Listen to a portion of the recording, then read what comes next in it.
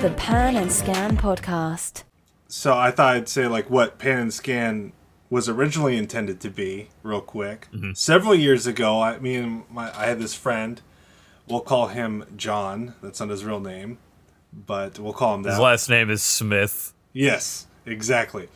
I wanted to make this kind of like a web series or a movie where the whole movie was just two guys talking about stuff that didn't matter.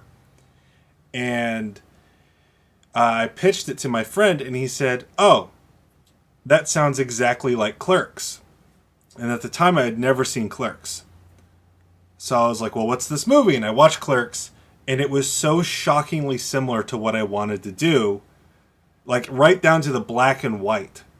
I had no idea. I'd never seen this movie before. I didn't even know. It was like my first time watching it. And so I was like, okay, well, I really like this idea of two guys talking. I'll do something else with it down the line. In the original idea, it was black and white, and it would flash forward to the future, which would be in color. So that was like one of the bigger differences, I suppose.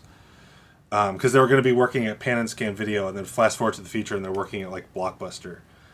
So I was like, okay, I'm going to come up with something different. And I was like, oh, how about like a little web series, like a little talk show, where it takes place in like a video store. And then someone was like, hey, that's just like Half in the Bag. And I was like, oh, shoot, you're right. Did you know that every idea has been done ever?